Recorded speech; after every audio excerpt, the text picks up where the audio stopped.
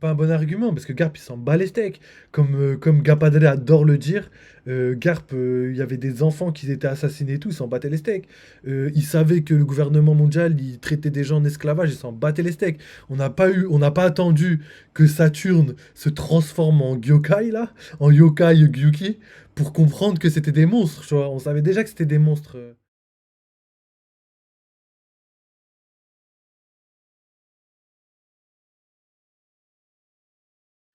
Donc voilà, allez, c'est parti pour la deuxième vidéo, les gars. Hello la team, j'espère que vous allez bien. On se retrouve aujourd'hui pour parler Merde. chapitre 1094 de One Piece. Les amis, nous avons devant nos yeux un chapitre incroyable. Dans la Ouais, précédente franchement, il est vidéo, je vous légendaire, parlais le de chapitre. Saturne qui se révélerait être une menace dans le futur. Et ben, nous sommes dans le turfu. Ce chapitre, il est extrêmement intéressant. Je m'attendais pas à ce que Oda nous le fasse rentrer comme une star. Parce qu'au final, là, on se rend compte que Saturne, il met fin à plein de débats. Son entrée, son aura et surtout son pouvoir font de lui un combattant hors pair. Alors bien sûr, on l'a pas vu encore faire énormément d'actions, mais juste la scénographie qui a été mise autour de lui, c'est pour nous montrer que Saturne et le Gorosei en général ne sont pas là pour rigoler. Alors avant de Voilà, rentrer je plus trop dans les croque. détails, En plus, c'est vrai qu'il y a beaucoup de personnes qui disaient ouais, mais non, le Gorosei, jamais lever l'empereur, jamais ils seront puissants, etc., etc. Les gars, commence à avoir des preuves de leur puissance, ça fait trop plaisir. J'ai trop hâte de voir la suite là. je En vous vrai, j'ai hâte invite de à voir s'ils mettre sont un vraiment gros forts pouce ou bleu pour ce chapitre c'est un incroyable. Et fake. si ce n'est pas Mais déjà fait, eh bien aïe aïe aïe. abonnez-vous tout Vu la simplement en scénographie cliquant comme il sur a le petit dit, bouton rouge. Et maintenant que tout est dit, on est quasiment parti. Comme sûr je vous qu'il le est disais fort plus de ouf. tôt, l'entrée de Saturne Oda l'a est une confirmé, les gars. masterclass. Oda l'a Les confirmé gars, dans on une a interview. probablement là l'une des meilleures entrées d'un méchant que l'on ait jamais eu. Oda, il a mis tous les moyens pour qu'on se rende compte que Saturne, son arrivée, c'est quelque chose de fou. Déjà, on a Luffy, Kizaru, Zoro et Jinbei qui remarquent la présence malfaisante d'une personne. Et vous le savez comme moi, lorsque Oda appuie vraiment sur la réaction de ses personnages et surtout quand il appuie sur leur utilisation du haki de l'observation, ce n'est pas pour rien. C'est qu'il veut vraiment mettre l'accent sur le personnage qui est introduit et il nous montre également que ce personnage, encore une fois, ce n'est pas un petit bouffon. Plus que cela, ce qui est intéressant. Après, ça confirme qu'il est fort, mais ça confirme qu'il a pour l'instant minimum le niveau amiral. Parce que Luffy avait réagi de la même manière quand Kizaru était apparu. Donc, ça va justifier qu'il est fort ou pas très fort? Je sais pas, mais on verra très bientôt, j'espère. Avec cette introduction, c'est tout ce qui est lié au côté démoniaque. Donc déjà, on a ce fameux cercle magique qui permet d'invoquer des entités J'avoue, il y avait démoniaques. On a Brook également aussi toutes qui a ces été flammes invoqué comme ça, destructrices MDR. autour. On a un marine qui se fait éclater en un seul coup. Bref, ce chapitre, il nous présente extrêmement bien Saturne et j'ai hâte de voir ce qui va être fait dans l'animé parce que dans le manga c'est bien, mais quand l'animé Ouais. fait bien son taf, Franchement. c'est incroyable. Bref, avant de rentrer plus en Et détail ça va être sur légendaire le que cas dans l'animé. Saturne, on va s'intéresser à ce qui se passe en amont, c'est-à-dire le combat Luffy Kizaru. Alors là les gars, j'ai été assez étonné de voir que Luffy arrivait à court de son Gear 5. Alors effectivement, il l'avait Moi aussi. utilisé auparavant. Même contre moi, je me Lucci, suis dit, mais wesh, le déjà. fait que désormais, au moment où ça devient critique, ils le perdent face à Kizaru, je trouve ça un peu too much. Maintenant, reste une question, est-ce que Luffy a réussi à battre Kizaru? Parce pense que pas. effectivement, on voit Luffy tomber d'un côté et on voit Kizaru tomber de l'autre. Donc est-ce que ce coup de poing l'a mis à terre? Personnellement, j'aurais du mal à voir Kizaru être mis KO sur un point comme ça, dans le sens où il faudrait quand même que ce soit assez marquant. Et là, on voit juste Kizaru qui... Moi, je pense que c'est mis KO, mais comme sur Marineford, quand par exemple Marco ou je sais pas qui l'avait envoyé valser là, même à Aokiji, tu vois, ils étaient KO pendant quelques minutes, tu vois, mais ils vont revenir, tu vois. Pour moi, wesh, jamais les KO qui comme ça. tombe. Voilà, depuis 3 chapitres. J'ai Oda, jamais il vu nous un montre KO ce d'amiral, combat ça de va pas être Kizaru. un Le KO mieux, comme ce ça le serait quand premier. même de nous montrer une fin digne de ce nom. Si Kizaru Surtout est que mis KO Luffy, comme ça, quel lui-même, il était était l'intérêt de KO, faire un donc c'est combat bizarre. comme ça? Bref, pour moi, Kizaru n'est pas mis KO. Il a été sûrement très sonné et il va se relever dans le prochain chapitre. Par Ouais, contre, sûr. pour Luffy, c'est Sûr. un peu différent parce que est-ce qu'il va réussir à revenir en mode Gear 5 rapidement? Là, Oui, moi, c'est j'ai pas- sûr. Moi, j'ai pas peur de ça. Rapidement, je sais pas, mais en tout cas, il va revenir en Gear 5. Il l'a déjà montré contre Kaido qu'il pouvait le faire, donc il va le faire. Je pense que le temps que Kizaru est tombé, mais en plus, il a même pas le choix. Parce que là, il y a Saturne qui arrive. Qui est capable de battre Saturne? Là, il y a personne qui est capable de battre Saturne. Il y a qui? Il y a peut-être. Enfin, même pas. Franchement, même Zoro, j'ai du mal à y croire. Et en plus, Zoro est occupé avec Lucci. Donc ça va être tendu. Donc en vrai, si Luffy, il arrive pas pour sauver les Mugiwara, je sais même pas comment ils vont s'en sortir. Et ça, on en parlera à la fin de la review. Maintenant, revenons sur Saturne, qui est en fait le gros de ce chapitre. Carrément, le titre du chapitre lui est dédié. Eh bien, ce que j'ai trouvé intéressant, En même c'est son temps, fruit du démon. Son fruit du démon qui est relatif à un yokai. Vous le savez, les yokai, ce sont des créatures surnaturelles dans le folklore japonais. Ils sont souvent représentés comme des esprits malfaisants. Et Ushi Oni. effectivement, lorsqu'on voit Je l'apparence pensais de que vous avez dit un Saturne, on se rend Goki. bien compte qu'il Il y n'a a rien à plusieurs faire là. noms. Parce que clairement, quand je l'ai vu, je me suis dit, ok, là on est plus dans One Piece. Là on est dans un manga un peu plus horrifique, un peu plus mature. D'autant plus que, encore une fois, le J'aime trop. symbole d'invocation Audrey, il est rituelle trop qui fort. est mis en avant, c'est quand même un truc très sombre. Voilà, on est vraiment sur quelque chose qui se rapporte aux démons, à Oui, c'est la l'occultisme. fin de Et là, l'œuvre, le les fait gars, que c'est Oda nous normal. mette ça comme ça, alors que juste avant on a Ça un y est, on combat a bien grandi, on loufoque est plus avec des Luffy et enfants, nous, on Kizaru, va je voir trouve des que c'est très démons. intelligent de la part d'Oda. Parce que tout d'un coup, la tension, elle a grimpé de 200. Maintenant, pour analyser un peu plus en détail, est-ce que ce cercle vient réellement de Saturne ou est-ce que ce ne serait pas Im qui l'a invoqué pour Saturne? C'est ce que j'ai pensé en premier parce que pour moi, encore une fois, j'ai vraiment l'impression que le Gorosei est lié à Im dans le sens où Im les contrôle tous. Pour moi, le Gorosei c'est juste les marionnettes de Im et Im elle aurait le fruit du diable et c'est ce qui lui permettrait justement d'invoquer ces créatures, Pas mal. Pas mal. Là, je me pose des questions maintenant. qu'est le Gorosei. Le Gorosei qui ne serait que des pantins. Et l'idée en fait elle m'est venue parce que d'habitude quand un Zoan apparaît, il n'y a pas tous ces trucs d'invocation, de téléportation, etc. Non, il serait venu normalement. Mais là il y a vraiment l'accent qui est mis sur ah, le cercle apparaît, hop, Saturne arrive. Et d'ailleurs, allons plus loin avec cette apparition de Saturne. Comment se fait-il que lorsqu'il apparaît, Je crois que c'est en plus, c'est qui? Je crois que c'est Sunny D Live qui nous avait fait une vanne là sur Twitter. Et il a dit, je crois que c'est. Il a dit, ouais, Saturne, c'est les suppôts de Satan. En mode, Im, c'est Satan. Et Saturne, tu sais, c'est son petit, donc c'est un suppôt de Satan, quoi. C'est ses marionnettes, comme il a dit. Du coup, franchement, là, en vrai, pas mal. Moi, il y a deux théories pareilles. Soit, comme il a dit, Im, c'est elle qui l'a invoqué. Et qu'elle peut téléporter des choses via une dimension parallèle du diable, hein, j'en sais rien. Hein. Genre l'enfer, tu vois. Ou soit, c'est tous pas des fruits du démon, mais pour moi, c'est carrément des démons tout court. Je pense que dans tous les cas, il y a au moins un démon. Un démon source des fruits du démon. Obligatoire pour moi. on prévient les marines qui sont inférieures au rang de contre-amiral de ne pas regarder Saturne. Ça m'a un peu étonné parce que ça voudrait dire que les amiraux ont le droit de voir la forme de Saturne. Et je sais pas vous, mais moi, je pensais réellement que la forme du Gorosei, elle était extrêmement secrète. Ça veut dire que c'était une forme qui ne devait être jamais vue. C'était juste le dernier rempart pour défendre Im. Et là, Et ben là, il m'éclate de ouf parce que c'est pour ça que pendant les 2 dernières semaines, j'arrêtais pas de dire que c'est. Pour moi, Saturne, il peut pas se dévoiler au grand public. Parce que je sais pas, imagine Morgan, il prend une photo de Saturne. Ça y est, wesh, tout le monde, le monde entier va savoir que Saturne, le Gorosei, il ressemble à un démon, tu vois. Et je me suis dit, c'est pas possible. Et au final, ça s'est passé. Mais ça m'éclate. Parce que ça veut dire que là, Saturne, il a pas intervenu depuis, je sais pas, peut-être 500 ans, j'en sais rien. Et que là, vu qu'il intervient maintenant, il va se passer des dingueries dans le reste du monde. Les gens vont commencer à être au courant, etc., etc. Donc franchement, là, je suis choqué de ce qui se passe. le fait qu'on l'on apprenne que peut-être, eh bien, les vice-amiraux, amiraux ont le droit de savoir que les membres du Gorosei ont ce type de fruit du démon, c'est Moi, je pense que c'est pas question de level. Je pense que c'est plutôt, c'est pas question de savoir qui a le droit ou qui a pas le droit de regarder Saturne. Je pense que si t'es pas suffisamment fort, comme le haki des rois, tu vois. Si t'es pas suffisamment fort, tu t'endors. Et pas là, pour moi, c'est pareil. C'est peut-être pas le haki des rois, mais le haki des démons. J'en sais rien. Imaginez, imaginez. Et qu'en fait, si t'es pas assez fort, et ben ta tête, elle explose. Et pour pas tuer la marine, bah, ils l'ont fait ça. Parce qu'en vrai, si Saturne, il voulait pas se montrer, il se serait pas montré. Ou je sais pas, ils auraient jamais dit Saint Saturne est sur l'île dans les haut-parleurs. Ils auraient rien dit, ils auraient dit une bête mythique. Personne sait que c'est Saturne, tu vois. Ils auraient dit ouais, une bête mythique est là. Tu vois, s'ils ont annoncé Saint Saturne, c'est qu'ils s'en battaient les steaks. C'est-à-dire qu'ils veulent dévoiler l'identité de Saturne. Là, ils l'assument, tu vois.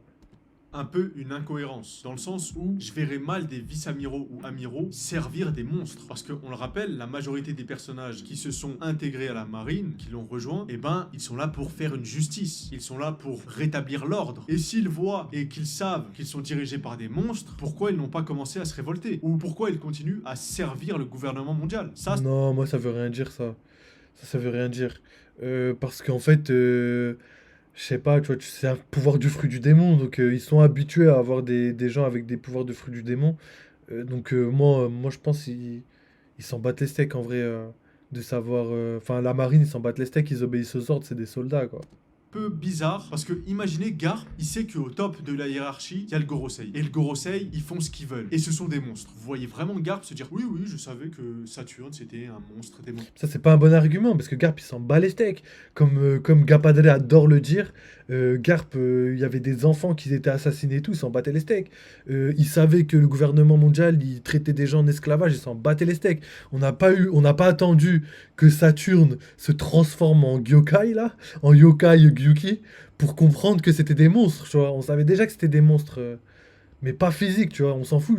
Après, moi, je suis pas au physique, tu vois.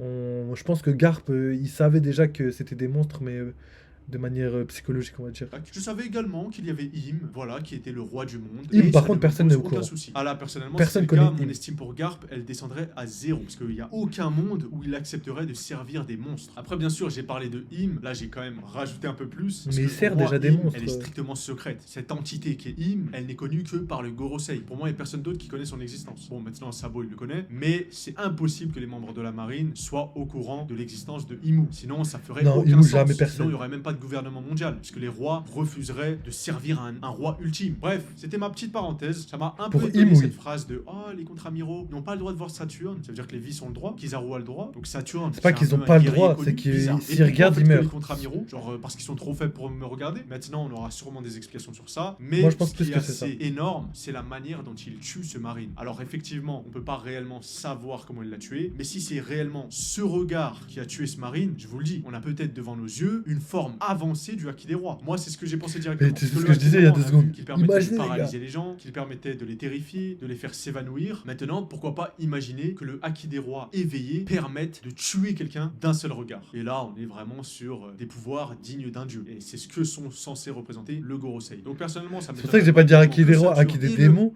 parce que sinon, je sens que c'est impossible, Shanks, il peut pas faire ça. Après, je sais pas, tu vois. Parce que Luffy, par exemple, je me rappelle Rayleigh à Shabonji, il avait dit à Luffy qu'il fallait bien. Je sais plus si c'était à Shabonji ou même à Ruskaina, là, sur l'île des 2 ans, là, de l'entraînement des 2 ans. Il avait dit comme quoi il devait absolument contrôler correctement son Haki des rois, sinon son Haki des rois pourrait blesser des personnes qui lui sont chères, tu vois. Et quand on voit le Haki des rois de Shanks qui arrive à interagir avec la matière, ou même les éclairs noirs qui détruisent la roche là autour de Luffy pendant le combat Luffy Kaido, je me dis qu'en fait ça peut être la dernière forme du Haki des rois. Et pour moi, tout le Gorosei a le Haki des rois. S'ils se sont hissés au sommet du monde, qui sont les dignes successeurs de Im-sama, entre guillemets, enfin en tout cas de la volonté des démons du siècle oublié, pour moi, clairement, ils ont le Haki des rois, tu vois. Ça, c'est même plus un débat. Avant, peut-être, mais plus maintenant.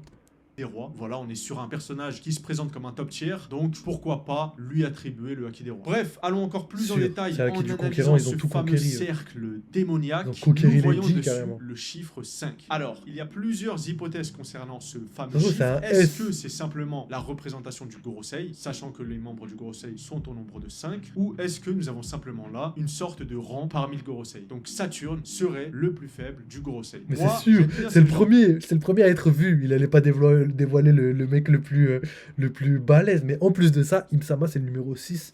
Parce que c'est le 666, les gars.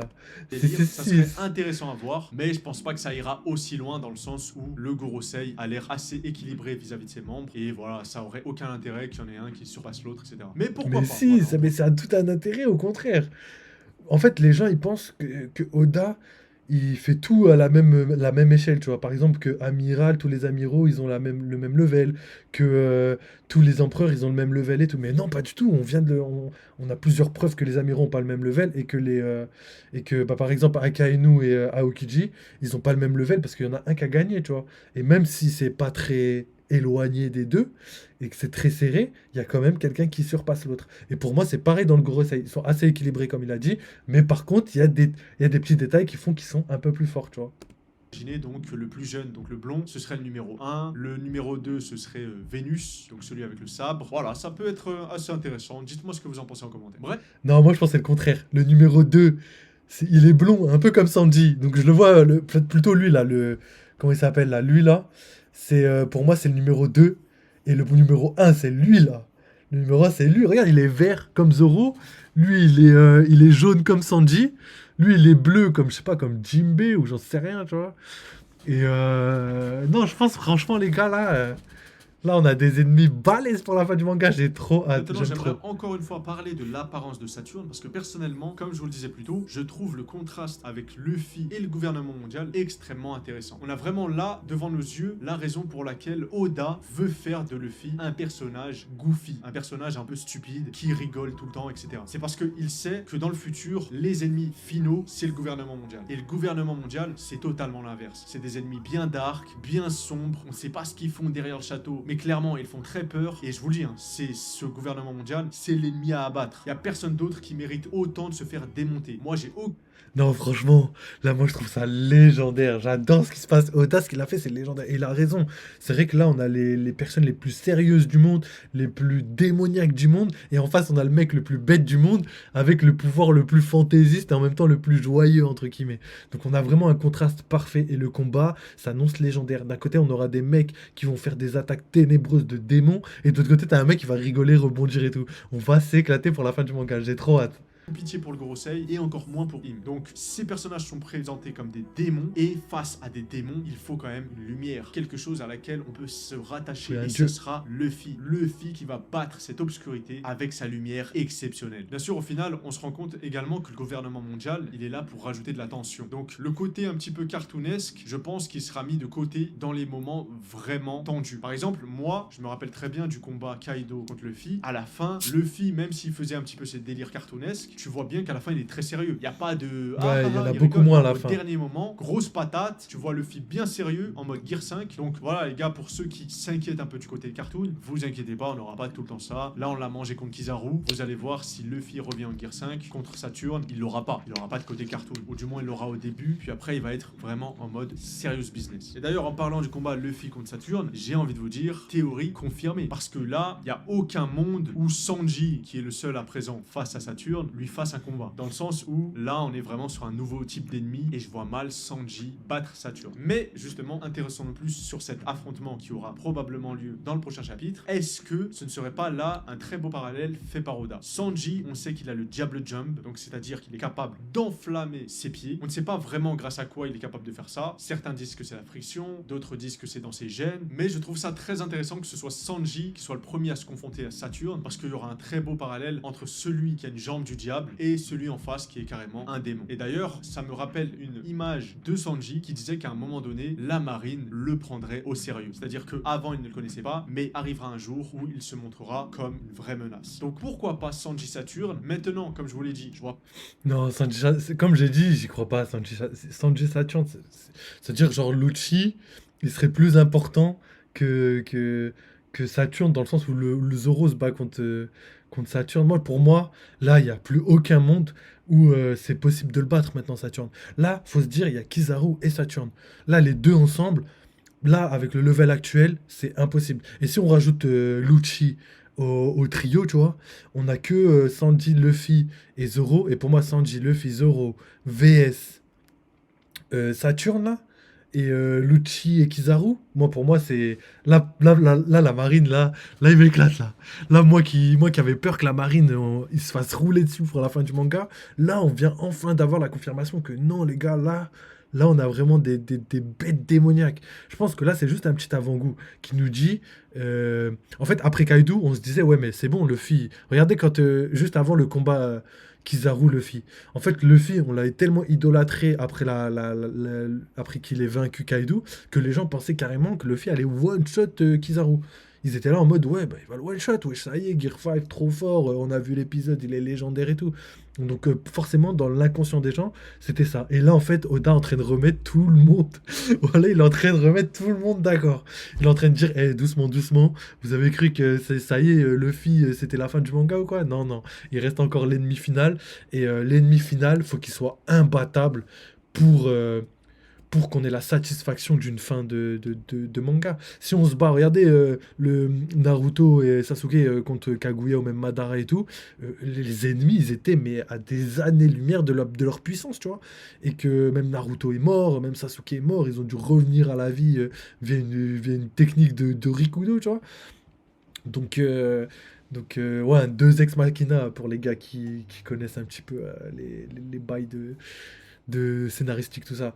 Mais du coup, en fait, pour moi, c'est la même chose dans One Piece. Il faut qu'on comprenne que l'ennemi, il est vraiment trop puissant. Comme je vous ai dit, ça m'étonne même pas que Bonnie, après l'avoir planté, elle retire l'épée et que on voit qu'en fait ils sont immortels, que le Gorosei est immortel, qu'ils ont tous subi l'opération de jouvence et qu'ils peuvent pas mourir. Comme ça, dans notre inconscient, on se dirait, ouais, mais en fait, là, Luffy, il peut plus rien faire, tu vois. Là, ça y est, en fait, le Gorosei, c'est eux les plus puissants du monde. Et ça justifierait aussi pourquoi les Dix, il y a 800 ans, ils ont perdu contre eux.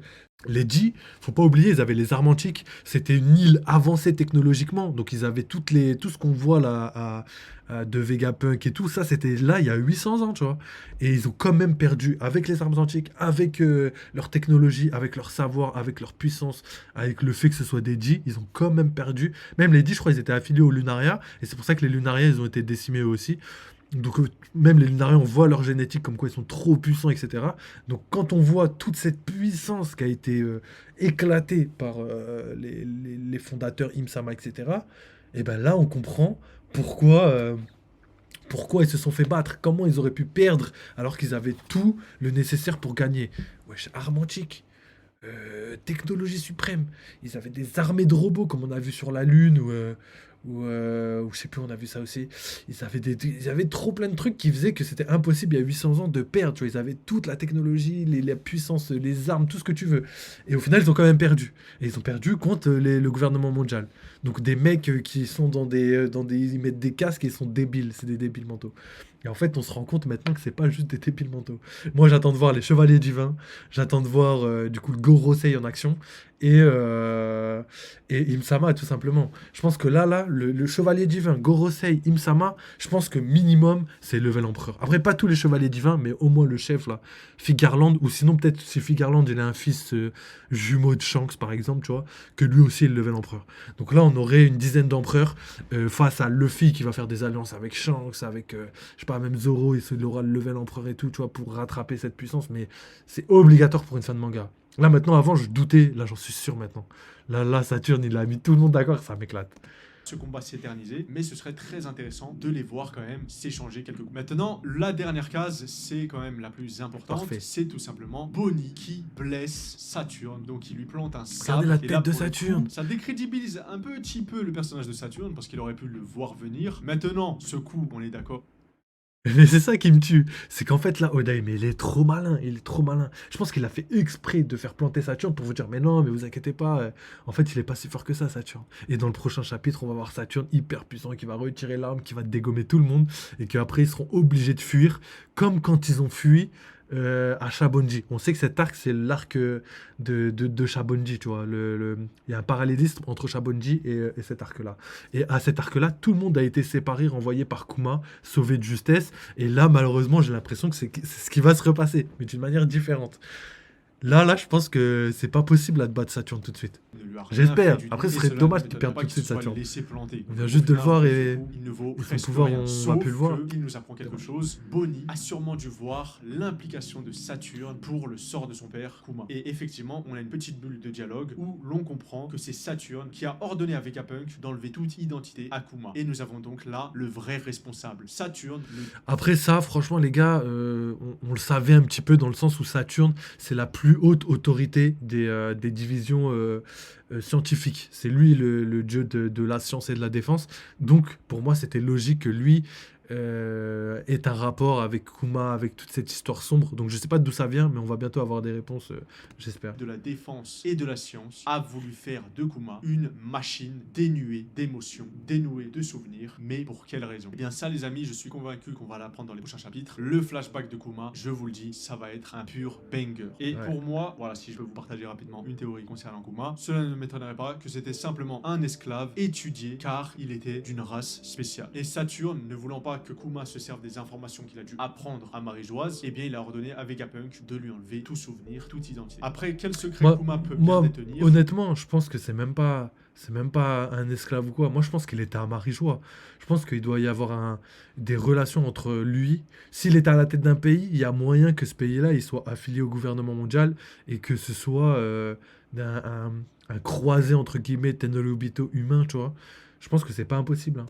sais pas, mais il y a de grandes chances que ce soit lié au trésor de Marie-Joise, dans le sens où à un moment donné, Kuma il s'est dirigé vers Redline. Donc il devrait peut-être se rappeler de quelque chose et il voulait absolument trouver cette chose. Et maintenant, il y a de grandes chances qu'il soit en route vers Egghead, donc on aura sûrement la réponse très bien. D'ailleurs, j'ai trouvé un très beau parallèle avec Bonnie, c'est que la première fois, rappelez-vous, qu'on a vu Bonnie en action, c'était avec Zoro. Zoro qui allait abattre un dragon céleste avec son épée. Et ce qui est marrant, c'est qu'à l'époque, elle avait empêché Zoro de le faire. Et aujourd'hui, c'est elle qui Trop de s'attaque à un dragon parallélisme, c'est céleste. Et en légendaire. plus, c'est pas n'importe quel dragon céleste, puisque les membres du Gorosei, c'est le plus haut rang des dragons célestes. Donc j'ai trouvé ce parallèle vraiment très intéressant, mais surtout, j'ai bien l'impression que ce coup qu'a donné Bonnie, cela pourrait être l'incident d'Egghead. Parce que comme je vous le disais auparavant, frapper un dragon céleste, ça amène un amiral, mais est-ce que frapper un membre du Gorosei, ça n'amènerait pas les chevaliers divins? Après, si les Moi, je chevaliers pense que divins si. se ramènent sur Egghead, ça ferait beaucoup, mais j'ai envie de vous dire, pourquoi pas, que la grande bataille finale commence enfin. En tout cas, vraiment content de voir que le Gorosei se présente comme des grosses Enfin, non, pointures. pas enfin, Je frérot. vous le dis, dans le futur, Doucement. ce seront eux les vraies menaces à abattre. Et je l'avais prévu bien avant, le combat Vénus-Zoro, il y a de grandes chances qu'il se produise et ça serait un pur banger. Pour ce qui est de la suite des événements, je vois très bien Zoro bloquer Kizaru et Lucci en même temps. Bon, ce serait très dur pour lui, mais il le ferait en attendant que Luffy se relève. Et de l'autre côté, on aurait Sanji en train d'essayer de tanker les attaques de Saturne. Puis, rappelez-vous qu'il y a également le robot mythique qui pourrait également aider Luffy et les Mugiwara Ouais, à j'en suis s'échapper. sûr. En tout cas, là, on a vraiment trop d'éléments qui se mettent en place. L'arrivée de Saturne, ça rajoute encore une pièce à l'échiquier. Et je vous le dis, on n'est pas prêt pour la suite. Ça va être un gros bordel. Et comme j'aime le dire à chaque fois, c'est ça qu'on aime. Allez les amis, on se dit à très bientôt pour de nouvelles vidéos. Ciao! Donc pas mal, je connaissais pas Mister Simouche là, franchement pas mal. Pas mal, j'ai bien aimé, il y a 2-3 trucs qui sont pas possibles, mais franchement, dans l'ensemble, la vidéo, parfaite. En vrai, j'ai grave kiffé. Donc moi, je pense qu'on va s'arrêter là, mais oui. Moi, franchement, comme a dit Mister Simouche, du coup, moi, je pense réellement que Saturne, s'il est blessé, là, en fait, je pense que c'est ça l'incident d'Egghead, c'est que Saturne a été blessé par Bonnie, et le fait qu'il est blessé par Bonnie, ça va ramener les chevaliers divins. Donc là, on va passer vraiment à un autre level de puissance. Et là, je pense que Luffy et tout, ils vont pas combattre les chevaliers divins, ou sinon, ils vont juste arriver, et après, ils vont fuir, tu vois, donc je sais pas du tout. Mais ça se peut qu'ils soient invoqués. C'est vrai, ça se peut qu'ils soient invoqués comme Saturne. Qu'est-ce qui empêcherait de faire invoquer des gens à l'autre bout du monde comme Saturne ou même un autre membre du Gorosei ou même, je sais pas moi, je sais pas, un capitaine des chevaliers divins. En vrai, moi j'ai trop hâte, j'ai trop hâte. Donc en vrai, on comprend maintenant pourquoi on avait besoin de Shanks comme allié, on comprend pourquoi on avait besoin des révolutionnaires comme alliés, parce que en vrai, Luffy tout seul, là, face à la masterclass qui se passe là, il aurait jamais réussi à battre tout seul. Il va battre Im en 1v1 tout seul, ou même en 1v2, ou je sais pas, ou même 2v1, ou j'en sais rien, tu vois, un peu. Lui et Kobe contre Im, tu vois, c'est pas impossible pour moi. Et par contre, je suis pas sûr qu'il pourrait se taper tout le Gorosei plus Im-sama, tu vois. Là, je suis tellement content. Il y a énormément de théories qui se sont validées là. En plus, j'entraîne en faire des nouvelles pour la suite de One Piece, pour la fin de One Piece. Par contre, ce que j'aimerais pas, c'est que la Grande Guerre commence tout de suite. Franchement, je serais trop dégoûté.